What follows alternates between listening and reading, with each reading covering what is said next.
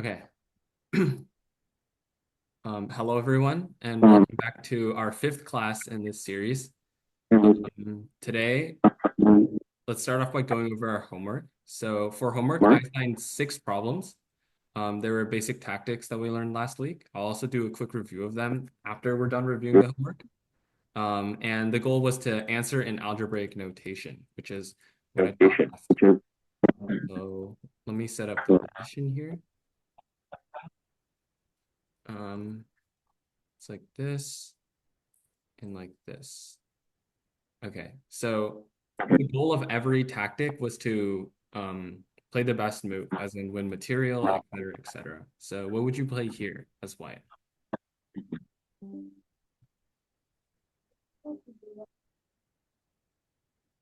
Sorry, could you be a bit louder if you have an idea? Yeah.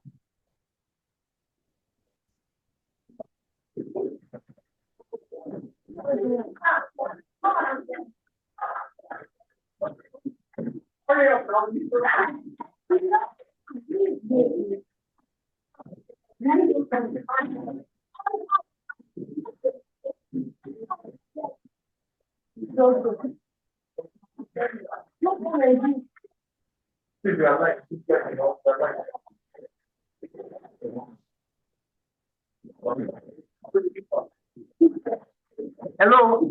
Hello?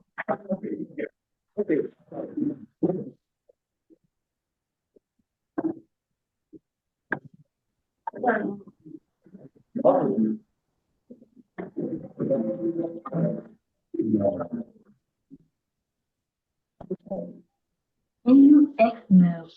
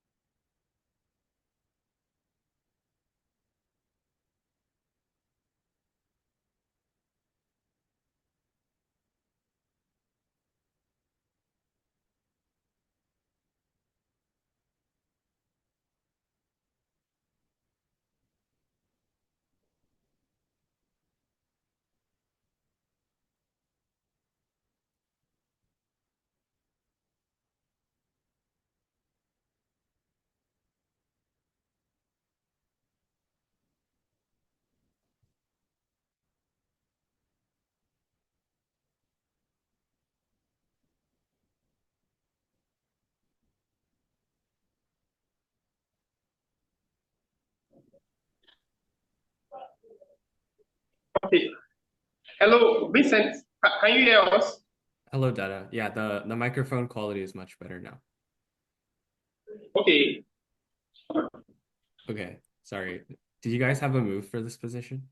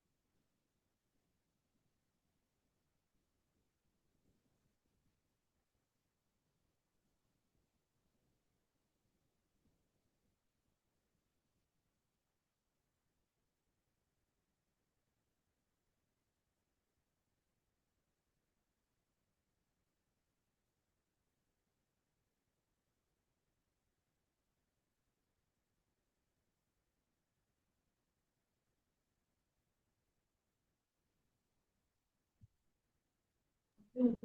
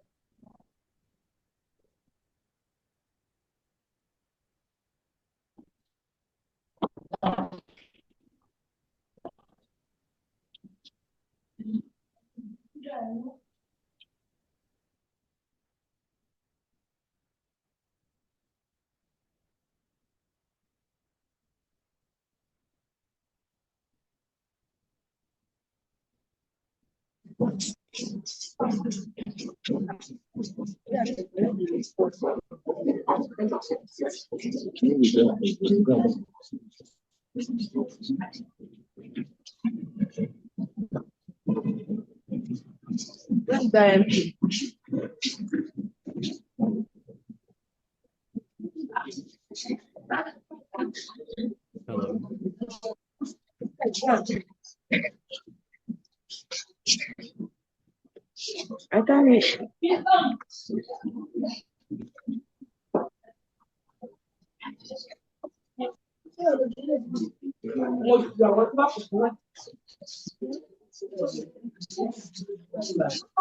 Good morning. How was your night? Good morning. How are you? Good morning. Good morning.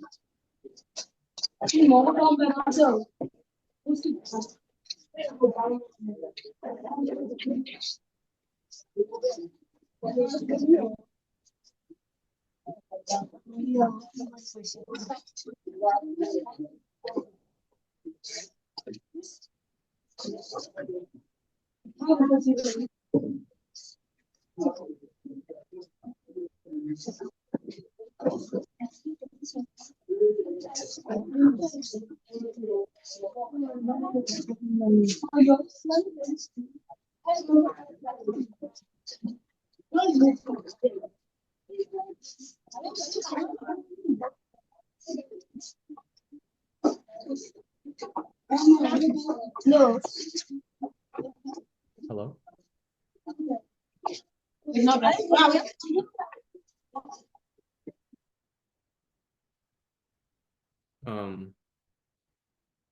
Okay.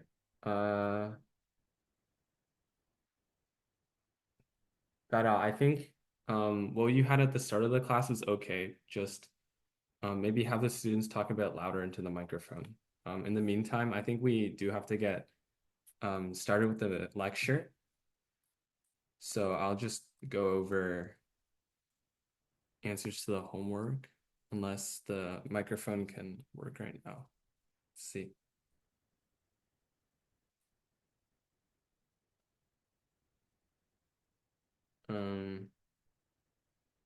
Okay. That's fine, I guess. So I guess anyone watching the recording, just skip a couple minutes. I think this 10 minutes-ish into the recording, yeah. And it starts at around 10 minutes. Okay. So let's talk about the homework. So this was the first problem, and this is an example of a double attack. So notice that like the queen and the knight are kind of like, if you draw diagonals from them, sorry, this is the king. The king and the knight, they also intersect at one square. And coincidentally, there's a piece that happens to be able to go here and attack both of these pieces at once. So no matter how black tries to evade, like if he blocks at the queen, blocks at the pawn, or runs with his king, you'll always be able to take his knight on b7, which makes this like a good trade for you. And therefore, yeah. So the move in this case was queen e4, q e4 check, q e4 check, and then yeah. So that was the move. Problem 2 was this. And as you can see, it's a similar idea where we have a piece that can be like a diagonal and a straight line. So this piece, this queen, can attack two pieces at once. Notice that you don't want to play this move, although it does attack both pieces at once with check. The rook is actually attacking your queen back right now. So if you play this move, your queen's going to get taken. So you also have to watch out for what black can do in the one move that it takes him. So in this case, the move is queen g4. You would write it as q g4, check. And as the king moves away, no matter where he goes, blocks with the knight, doesn't matter. You take his rook on c8. Okay, so these are some pretty simple double attacks. And then we move on to pins. So similar position, not a lot of pawns on the board. And that's when these pieces that can pin really start to shine. You see currently there's these two pieces that are like in a line. So what we want to do is we want to use our bishop to attack both of them. Although this move, r takes h6, rook takes h6 is fine. The better move is to just play bishop c4, because you're attacking this rook. He can't take your bishop and he can't block the attack on the rook. And your bishop is worth less than his rook. So he has to move away. Say he moves somewhere random like here. Then you get to take his rook on g8. And then after you take back, that's when you can go, you just end up material. Because you traded a rook for a bishop is because it's worth less. And that's good for you.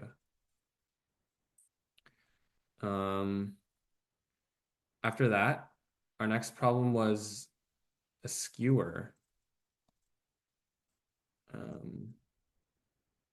which was like this. And the move here was queen to c4, because you see that the king and the rook are in a line. So anytime you see two pieces that are on a straight line like this, you want to watch out for tactics.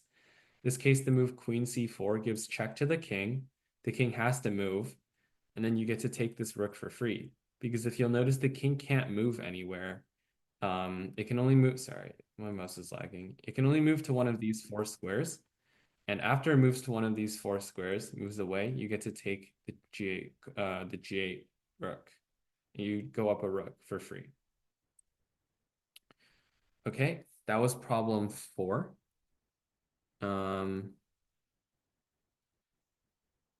Yeah.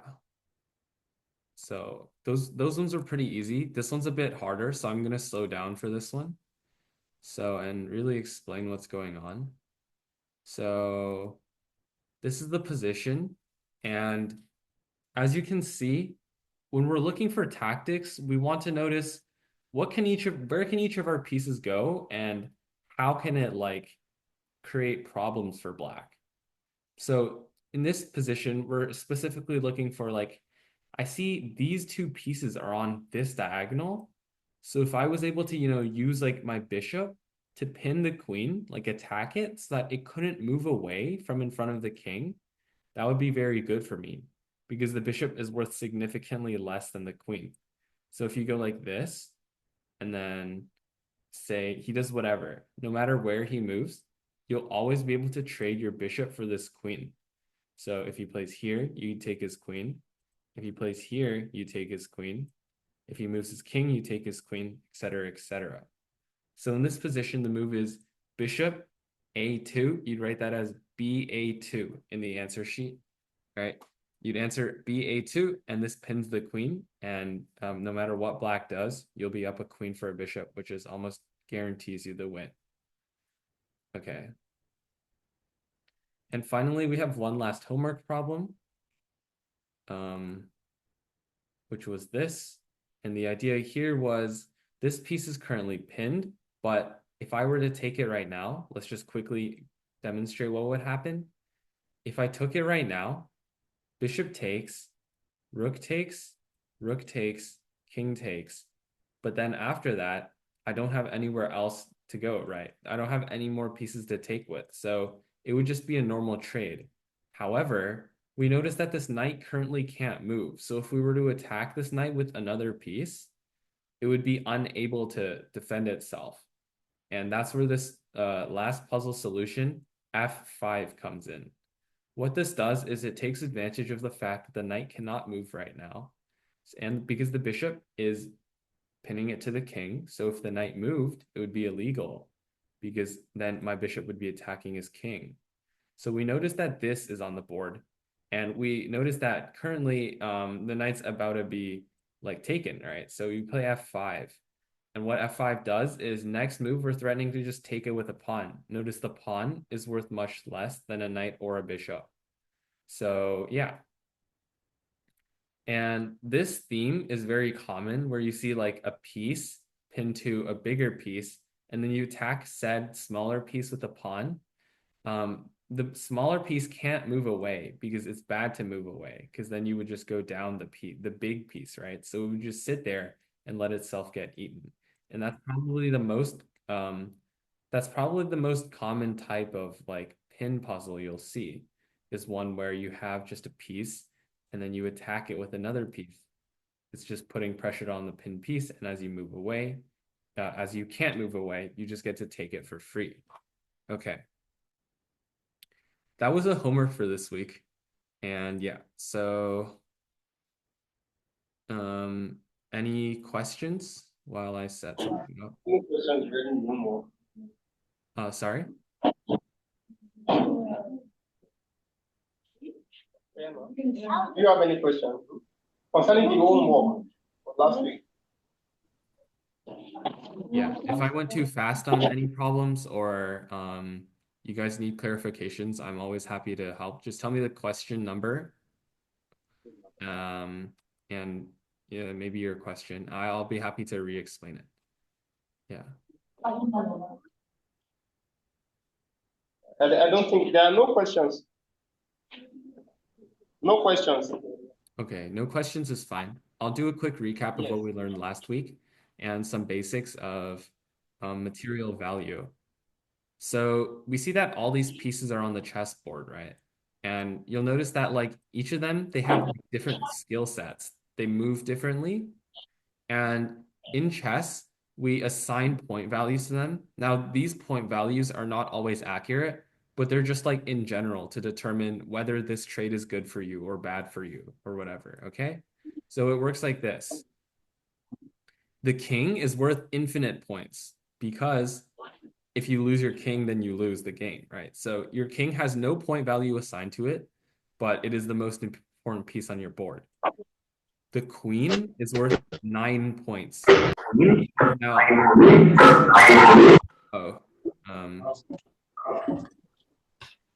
think there's an echo, but that's fine. The queen is worth 9 points, and that makes it the most valuable piece on your chessboard. So you wouldn't want to trade it for any of these lesser pieces, which I will assign points to in a bit. So lesser pieces, which I will 9, and then rook is worth 5. Bishop and knight are worth 3, and the pawn is worth only 1 point. So when you're thinking about trades, you want to exchange up in material. I want to trade a lower point piece for a higher point piece. Think about it this way. If I were to trade my knight for his queen is worth 9 points, and my knight is worth only 3. So if I traded my knight for his queen, I would be making 6 points of profit, and that's good for me. I want to gain as many points as possible. Similarly, if I traded my knight for a rook, his rook is worth 5 points. My knight is worth only 3. So if I traded my knight for his rook, then I would be gaining material again. We say gaining material, as in I trade a lower point piece for a higher point piece. So I'm essentially up in points on the board.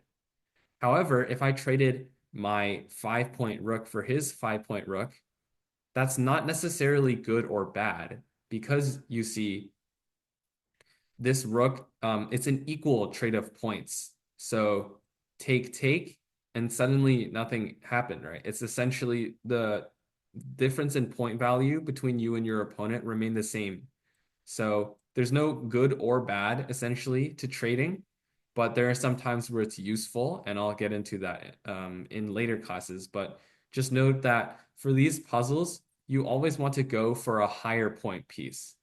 Okay, just to recap one more time, queen is worth 9, rook is worth 5, bishop and knight are both worth 3, and the pawn is worth 1.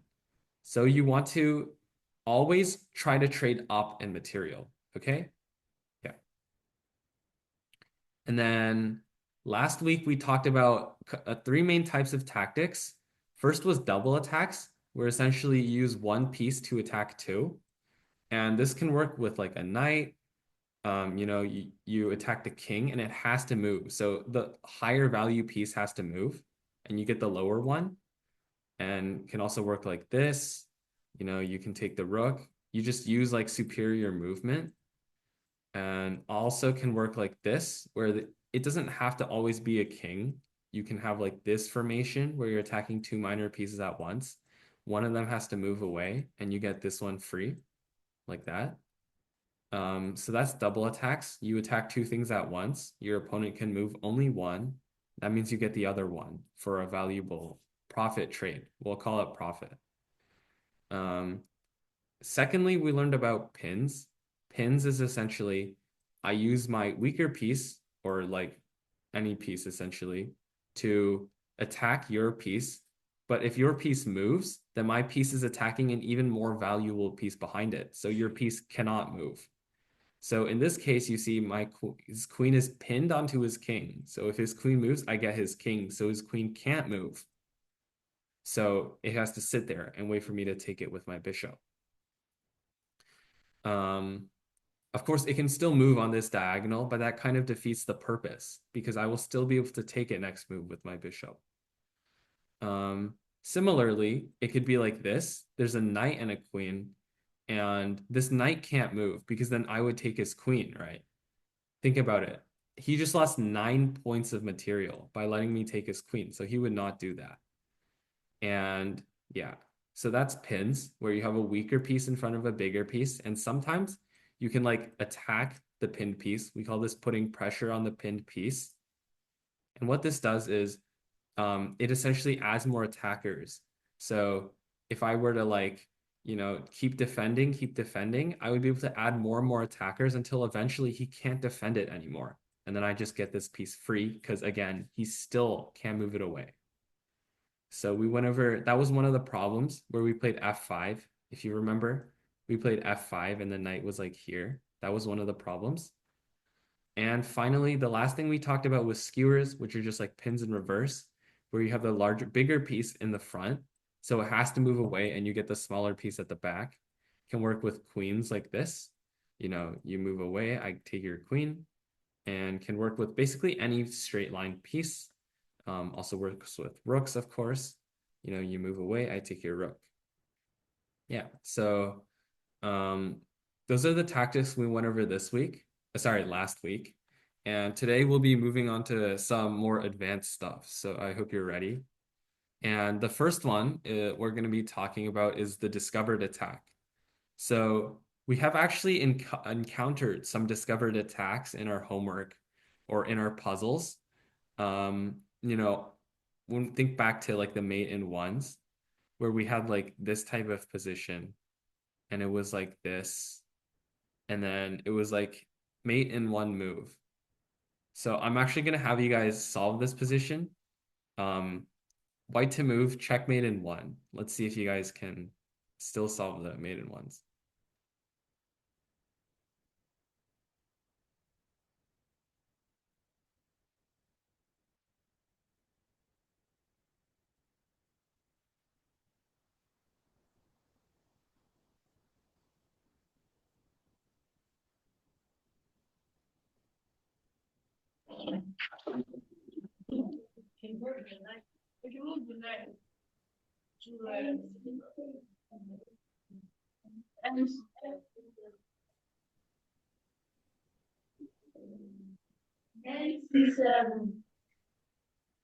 Um,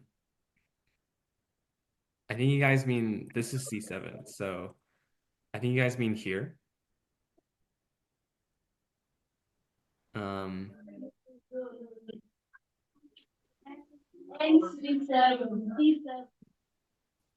this is C7. The knight can't go to C7. Or are you saying knight B7? Knight B7?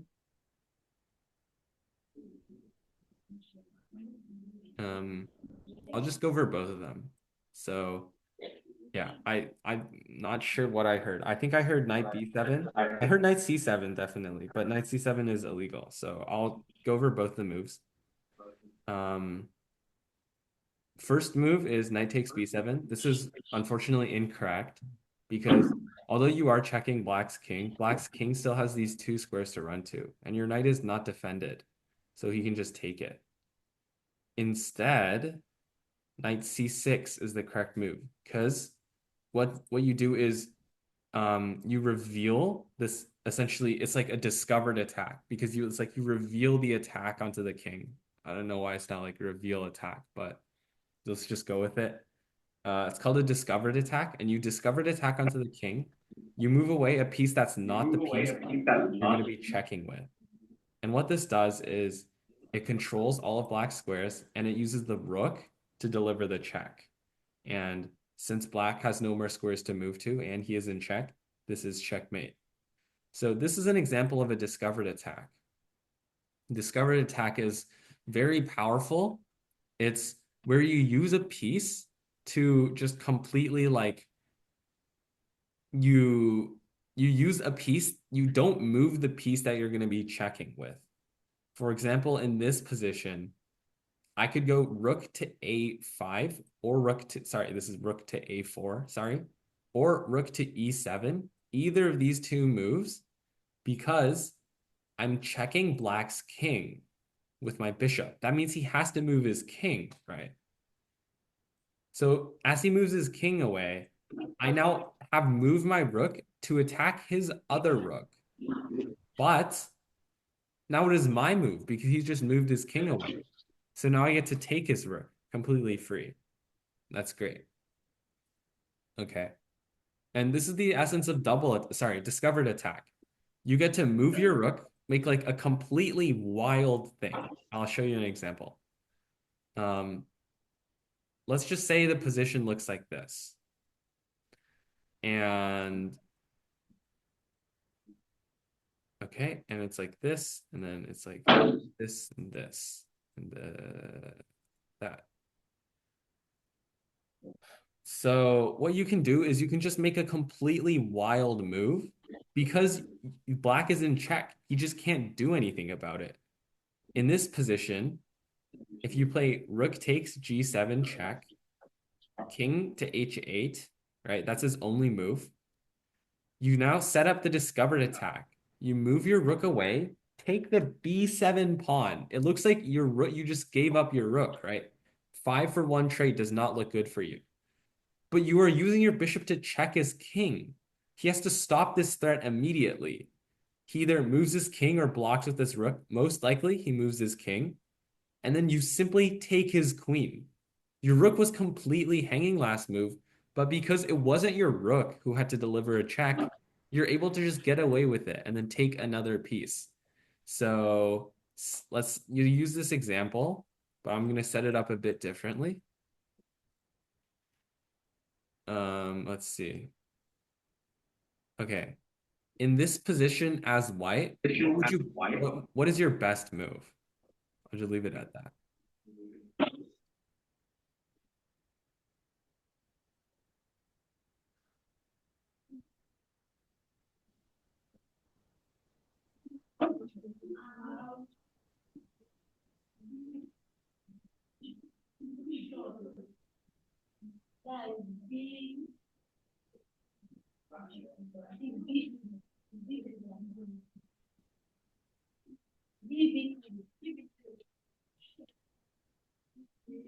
I think I heard it. Sorry, so one more time, a bit louder. I think I heard it. I think I heard BD6. And yeah, this is the D what? D3?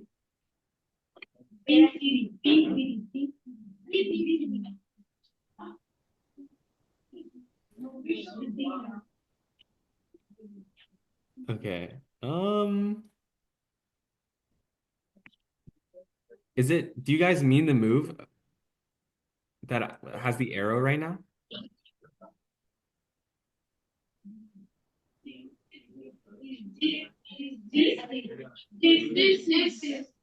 Okay, okay. Yeah. That's right, that's right. Bishop D6 check. And because your bishop isn't the one delivering the check right now, it's just completely free to move wherever it wants. Like, notice that any bishop move in this position is a check. So what we should do is we should take advantage of this check and use it to attack a piece right now, which we will be getting for free. And we just made essentially 5-point profit on this exchange because he has to move his king away, and then you get to take his rook for free. Okay? Good job, good job. Yeah, so I think you guys almost have it down. Just one more thing. This one's gonna take a little bit of setting up.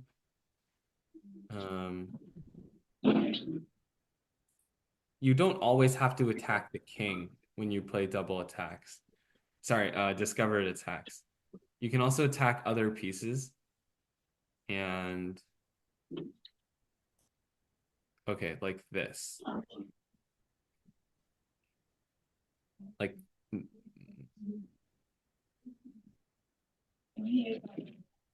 okay. Okay, let's do this.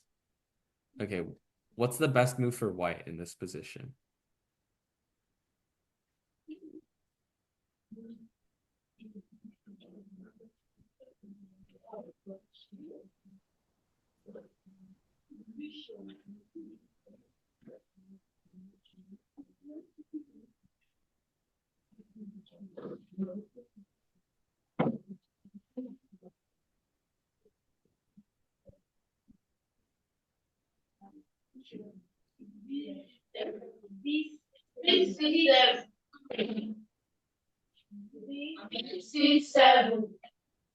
BC7? What exactly does this do? Okay, you played bishop C7, and then what happens after I move my queen?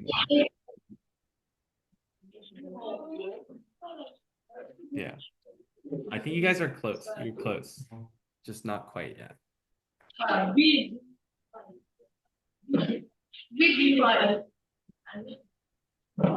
BD5?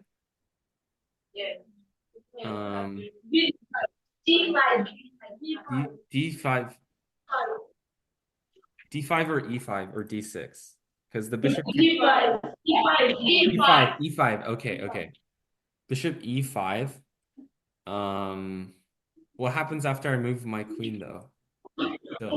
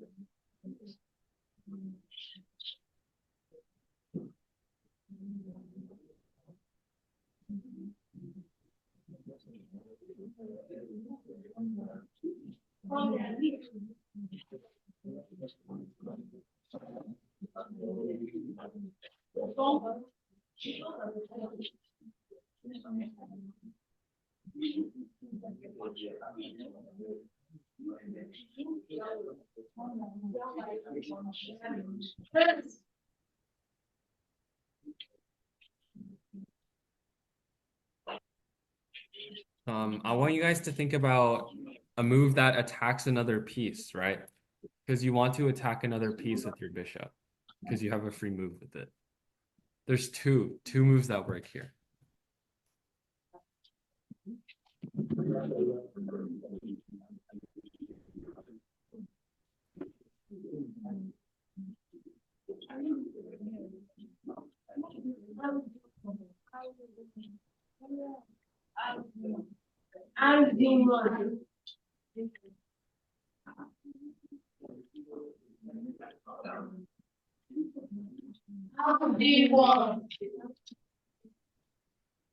Rook B1. D1. D1? Okay. I don't think either. I think rook b1 is interesting because you're currently threatening to go rook b8 and deliver this pin. But I don't think it does anything after all, I can just move my queen to the and then if you try the pin, I'll be able to block it. Yeah, with my rook.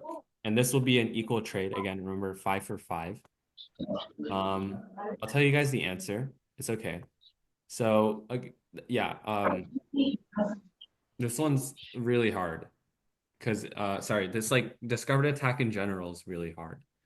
So if you move the bishop away, you'll notice that this rook is on a dark square, so you want to attack it with the bishop. So you could have went bishop f2 or bishop d6. Either of these moves attack the rook. And once I can't block it because I put the pawn here, right? So I would trade 1 for 5. So that's good for me. And he wouldn't take here because this is 9 for 5. So that's good for me. And if he moves his queen away, I take his rook, right? And that's 3 for 5. So that's still good for me. So essentially I make a profit no matter what. And that's the correct move is bishop f2 or bishop d6. Either one leads to the same solution where you end up taking this rook on c5. Okay? Okay. And actually a couple more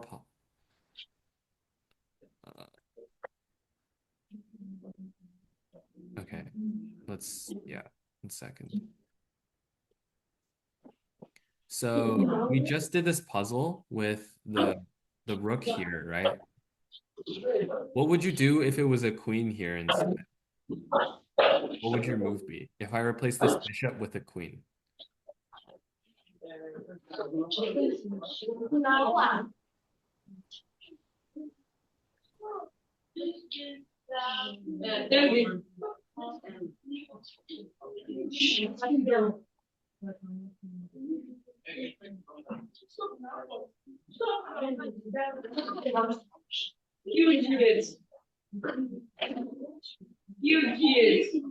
Okay, yeah. I was trying to trick you guys into playing this again.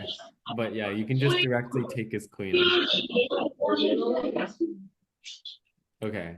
Okay, let's do one last suite of puzzles and then we'll move on to our second and final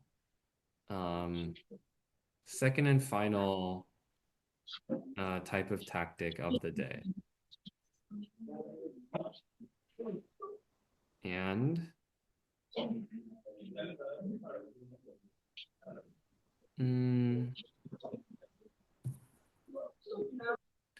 okay, so this type of puzzle is very interesting.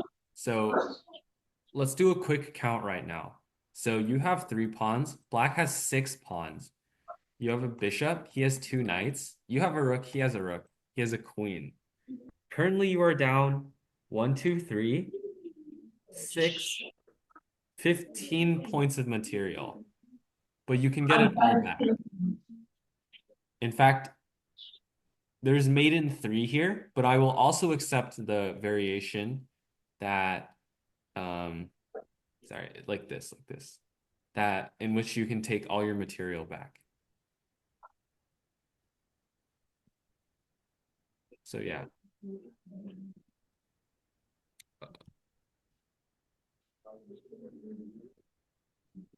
Actually, let me make this position a bit better for you guys.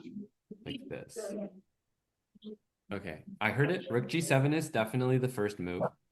Good, you give him a check. What happens after, sorry, king to h8?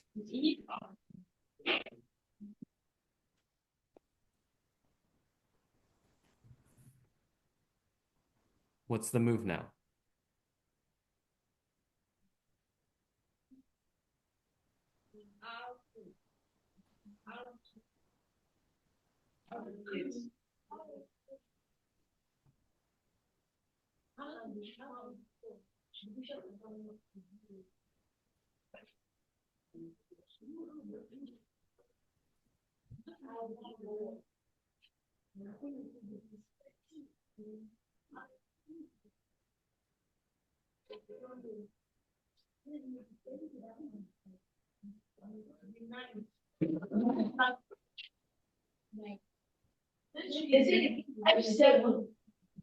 Okay, I heard it. Rook takes f7. This is the correct knight move. Yeah, good job, good job. After king g8, you can take his rook with check. Sorry, you take his rook, and then let's say you keep going. Check. Okay. Here, and then check here, check here, check. Black is forced to keep going back and forth, and you just keep checking him. Sorry, in this case, you just take his piece. And would you look at that? We went from being down 15 points of material, and now we're up 4. That's crazy. So this is called the windmill, where you just go back and forth with your rook, and you just take all his pieces on the 7th rank. This specific thing, where the king goes back and forth, and the rook just starts taking all the pieces. That's called the windmill. However, there's also a checkmate in this situation. Can you guys find mate in 1? There's a lot of ways to mate in 1. I'll take any of them.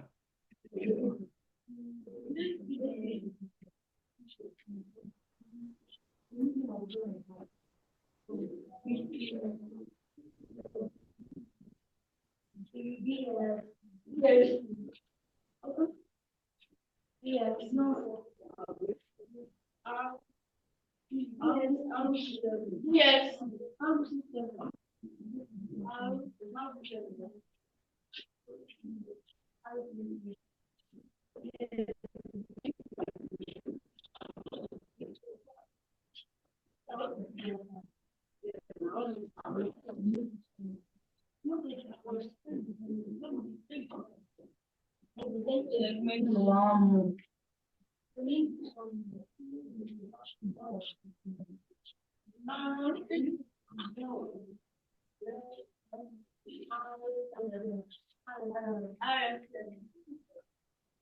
I'm hearing RF7, but RF7 doesn't really do anything anymore, right? You just repeat. Let me hear some more answers.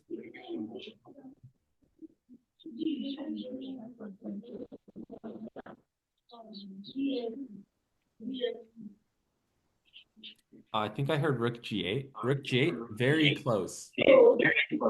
Unfortunately, it doesn't work because you can just take it with the king. So yeah, I think you guys have gotten close enough to this. You can go to rook to any one of these squares. Will checkmate in 1. You move the rook back. Bishop has an unstoppable check. Rook covers last 2 squares. Yeah. So this is checkmate. And if you guys have problems with like checkmates in 1, you're like anything, do feel free to like go back and watch like the videos. I think they're on the YouTube channel. Yeah, you see.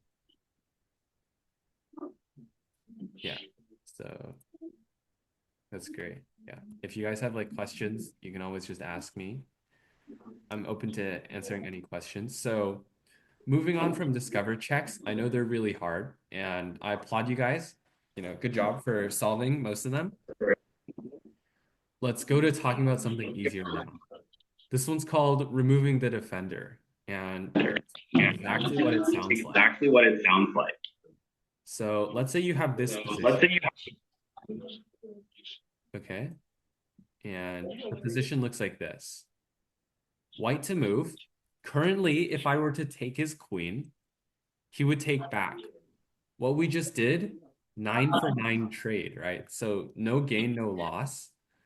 But instead, if I took his knight, I'm giving him a check right now.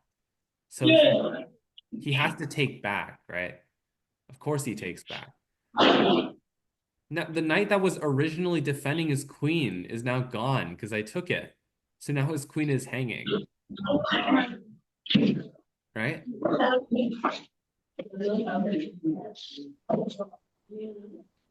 All right, if you guys have any questions, just feel free to stop me. But you take with check, so he has to take back, and you take his queen. And what you did here was you removed the knight that was defending his queen. That's removing the defender, okay? Yeah.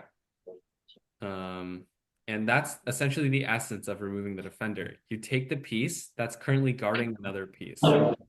Let's do another example. But this time I'll have you guys solve it. So it's like this.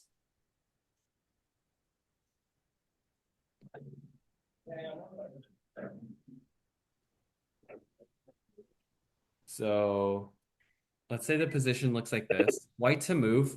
Let's win some material.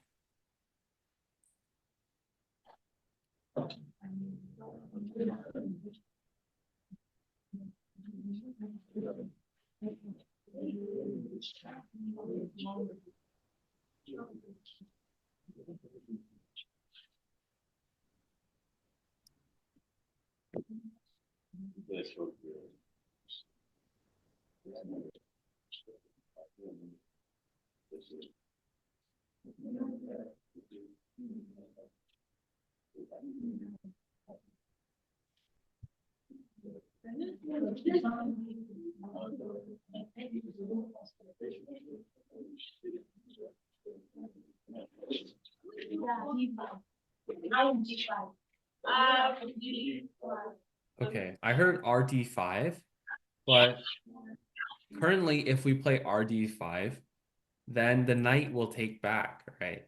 ND5 takes back. And what we just did is an issue because we traded our 5-point rook for his 3-point bishop. And that's not good for us because 5 is more than 3. So we lost 5 points in exchange for 3 points. Yeah, I'm just gonna add this knight here. This thing doesn't, no contribution. Sorry, what?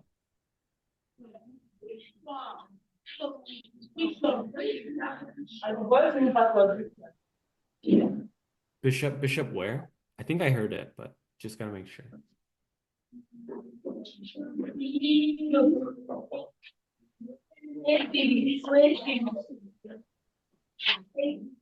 I think I heard this, right?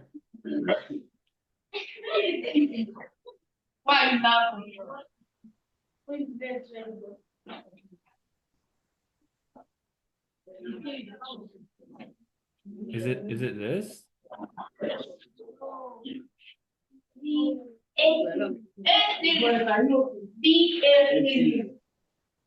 Okay, I think I heard it. So BF6. Yeah, BF6. BF6. And then if you take back, now what? Now what?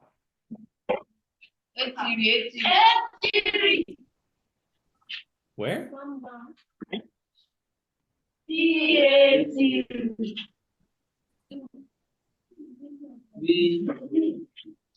Huh? Wait, what does white play now? DFC3?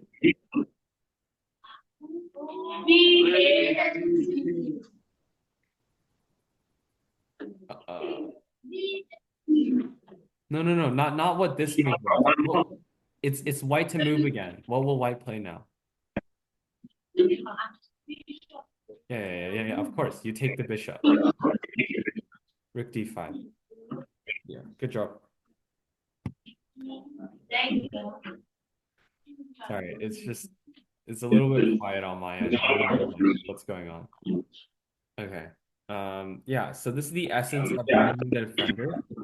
And you'll see in this position, we're currently attacking this bishop, but it has a defender. So if we remove the defender, then it has no defenders. That's great. So that's also one of the most common tactics out there. Let's get another example going. So it's like this. Okay.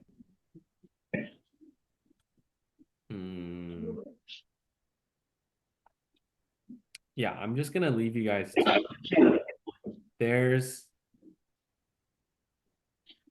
It looks like there's 2 good moves, but there's only really one. So this is kind of hard puzzle. So take your time.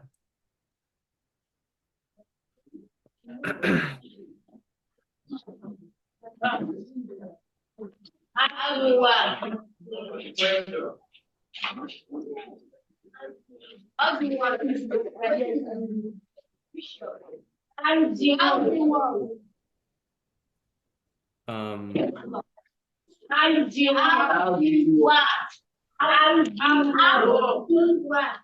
knight RD1. RD1.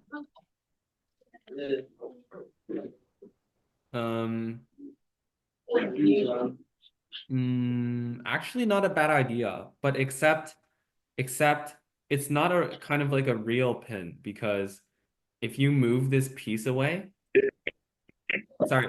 If I move this piece away, and this would be 5 for 5 trade, right? So it's not like a gain or a loss. So we're not gonna get anything if he moves the piece away. Interesting idea though. I actually didn't notice that. Okay, keep going.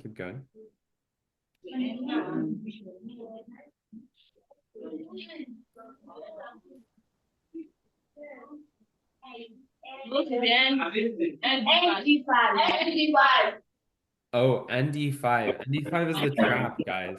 It looks good. I understand what you're thinking. You take, and then the rook takes back, and then you take this rook here, right? It's a free rook. But what's so wrong about that, you might be asking?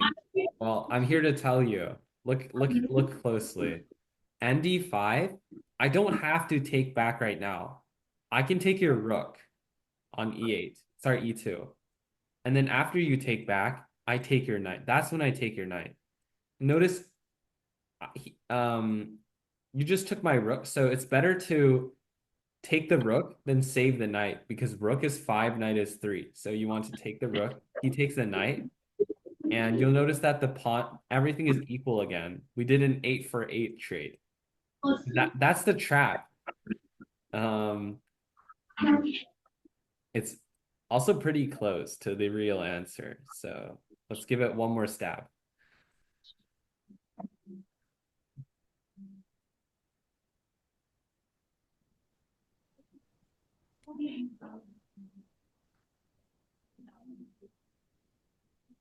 What?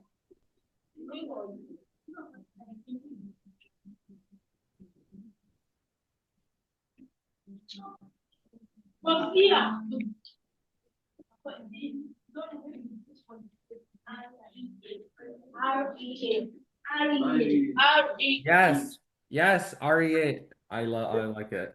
And then you trade everything on E8, and now the bishop's hanging. You remove the defender of the bishop. Now, after you take the bishop, now you're just up a piece. So you did a 13 for 10 trade. So that's profit for you. Yeah, good job. That was hard find. Okay. But also removing the defender doesn't mean it doesn't always mean you have to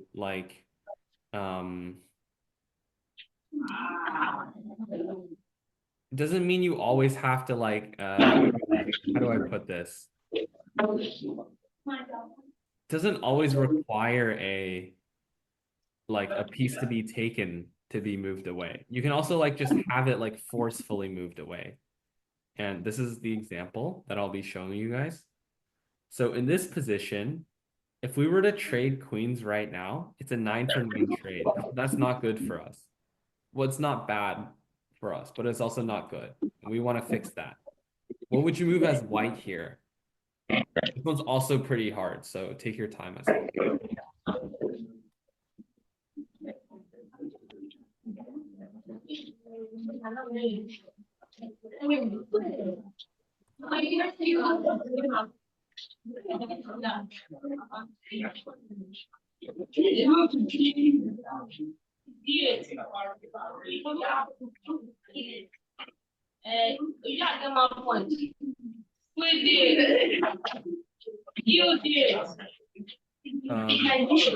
QD8.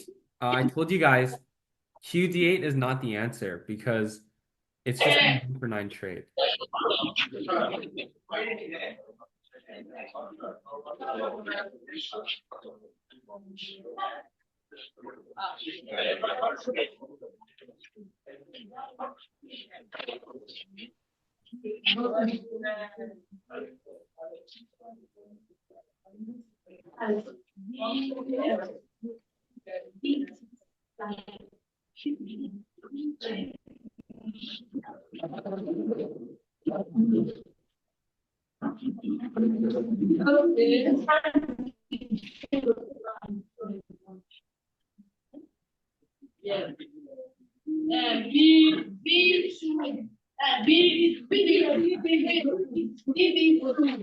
Oh, I heard it. I heard BB2. I think someone said BB2, which is the right move. Actually, this is very, very good. Yeah, I think there's a little bit of latency right now, but it's fine. So BB2 is the correct answer. And what BB2 does is Bishop B2, you see it's checking black right now. But black, he has to stop this check. Right? He has actually a couple ways to stop it, but they're not good. He has three of them. So he doesn't want to block with his queen, right? And so he's forced to block with his rook. But after he blocks with his rook, this queen's hanging on d8. His rook that was originally defending it now moved away to defend the check. So it's free now. You take the queen on d8 for free. Yeah, good job. Very fine, Bishop B2. I think you guys said it. Yeah, and this is checkmate, actually, if you know. So yeah, that's great.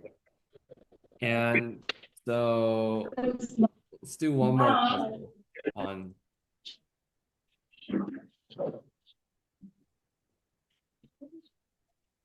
Okay, and it's like this.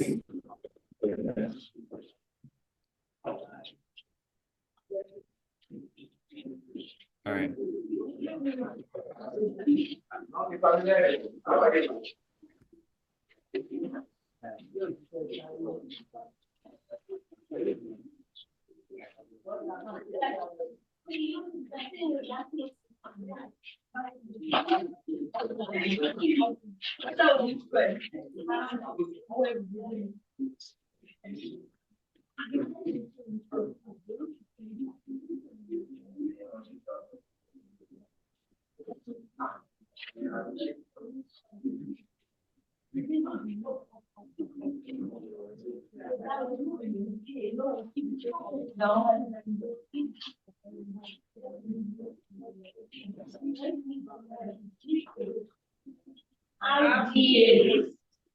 Oh, wow. Wait, you got it. Wait, this is hard. Wait, actually, congrats, bro. You got it. RD8, what this does is if black doesn't, if this thing wasn't here, it would be like checkmate, right? You have to take this rook. Or you like block with the queen, but you just take it, right? That doesn't make sense. RD8, rook takes back. And now this queen here is undefended. So actually, great job, great find. The queen is undefended after rook d8. So you made a 9 for 5 trade, which is good for you because it's profit. Okay. And also, let's talk about how removing the defender doesn't always have to be like a square, you know. Sorry, I gave it away. It doesn't always have to be like a piece, you know. So let's say you have this scenario. Yeah, so white to move. Yeah.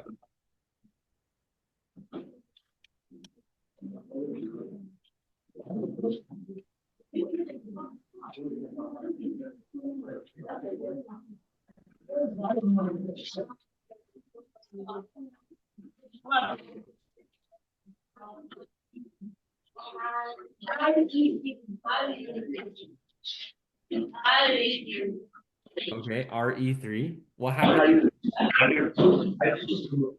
Okay, wait. What happens? Wait, this rook is just hanging. Sorry, I did this wrong. Okay. This rook is just hanging. Okay. Sorry. The puzzle was bad. Let me. Okay. What about now? What about now? What would you do now? That's white.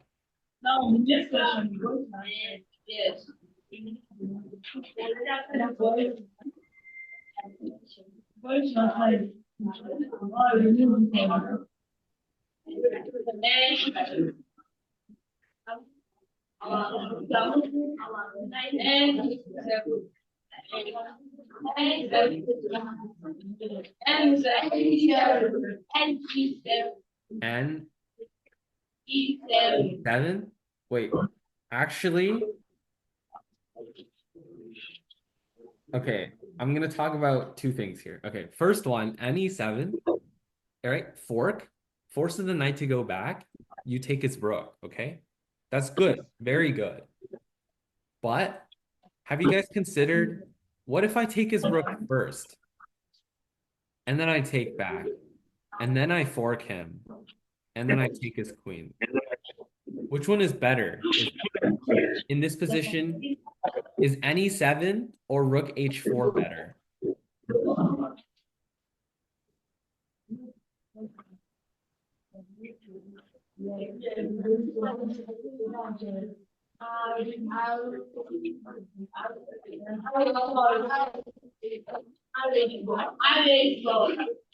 Yeah, R takes H4 is better because one, if he doesn't take, you get to take his free rook. But if he takes, it's a free queen, so he can't take this rook. Whereas if you did knight e7 first, then it would be a 3 for 5 instead of a 5 for 0 exchange. So that's more profit for you. It'd be worse for you than rook h4. Okay. So yeah, this is just a way to let you guys know. Always think about like, if I can make a move that gains material, is there a move that I can make that gains more? So rook h4 is actually a very smart idea. You guys just have to order reverse and notice that if you thought about it in the different order, like, is this square that the knight is protecting more valuable than the rook? It is, right? So he won't give it up. So you get it for free. Okay, yeah. So let's do a quick recap on what we talked about today. So we went over the 3 main types of tactics we did last time. We also talked about piece values. And this works like this. So queen 9, rook 5, knight 3, bishop 3, pawn 1. So you want to make trades that go up in value. Like you want to trade rooks for queens and knights and bishops for rooks and pawns for knights and bishops, etc., right? The first type of tactic we talked about was discovered attack, where you move something away, it gives a check, and this piece gives a check, so you can do whatever you want with this piece. You could send this piece into danger if you wanted. Like you could go like this, and black can't do anything about it because he's in check right now and he has to hide. Okay, so that's discovered attack. We also talked about this specific type of discovered attack called the windmill, where we just go back and forth and we just take all those pieces. So it's very, very fun.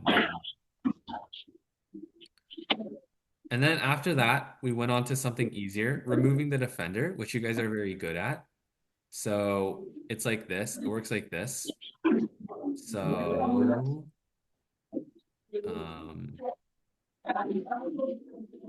So currently, let's say I take your knight. I take the knight here. Queen takes back, and my rook goes to e8 to checkmate. Look, before, the knight was protecting like the square on e8, right? So what we do is we remove the protector of the square of e8, and then we're able to play rook e8. So removing the defender is exactly what it sounds like. You're just removing the defender of a square, a piece of anything, basically. You attract it with material, forced move. checkmate threats, etc. Anything. Checks also work. We showed the check with the bishop on b2. Anything you do, get that piece away. You take the higher value piece. Always make sure when you do these removing the defenders, you're not sacrificing like a higher valued piece for lower value. Okay? Yeah. That's it for okay. So if you guys have any questions, please ask them now. Or otherwise, have a great day, everyone. Okay. Say thank you. Bye. Dada. Bye. Dada, can I? All right, bye. Listen, thank you. Okay.